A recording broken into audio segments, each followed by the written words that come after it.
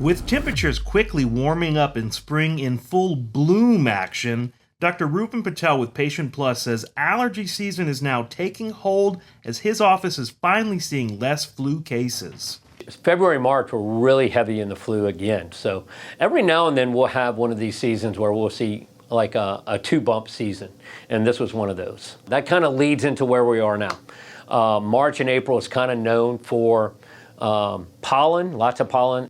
And with that pollen can come lots of issues with your allergies and sinuses, especially living in a subtropical climate like Louisiana. As you noticed on your car windshield or on your car hood as you come out of work, all of a sudden it's all yellow.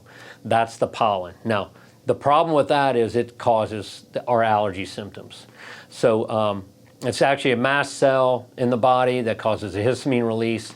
And the symptoms that we all experience are the itchy, watery eyes, runny nose, post-nasal drip in our throats, which can lead to a cough. Patel says there are a lot of different medications that people can take to deal with sinus issues. He said it's important to begin treating symptoms early so they don't grow into something worse. Some of the medicines that we can treat for these hay fever or allergy symptoms, I like to recommend what they call an H1 blocker, which is some of the common names that you hear about are Allegra, Claritin, or Zyrtec.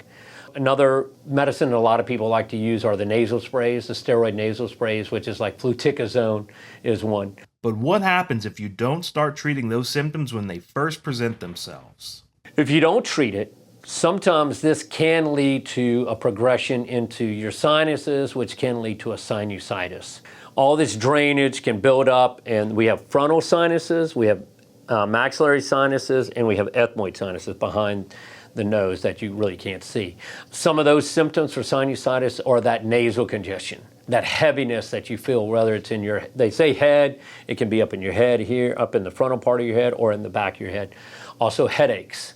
When a sinus infection gets really bad, teeth pain, because it's putting pressure on your teeth, or even fever. So these are some of the common signs and symptoms of sinusitis. Patel describes sinuses as big pockets that can become filled with fluid and cause inflammation, which is what puts all the pressure on your head and face. In most cases, Patel said the sinusitis can be treated without the use of antibiotics, but said that's only if the symptoms are treated early. Usually a sinus infection does not turn into a bacterial infection, which requires an antibiotic until 7 to 10 days. If you treat with an antibiotic early on, you're just not really treating the bacteria because it hasn't even formed yet. You're basically going to cause more antibiotic resistance in the community. Usually after 7 to 10 days, if you're still suffering from it, if you're having fevers, if you're having the teeth pain, you want to be on an antibiotic. While you can't control the pollen outside, Patel says you can control it inside, so change your air filters, consider using anti-allergy pillows, and keep your car and entrance to your home free from pollen. Another recommendation I give a lot of my patients is your fans. Make sure you're wiping down your fans. Now, people will wipe the bottom portion of the fan, but if you run your finger right on top of the top portion of your fan, you'll see how much dust is collecting there. That's basically a lot of the stuff that we're allergic to.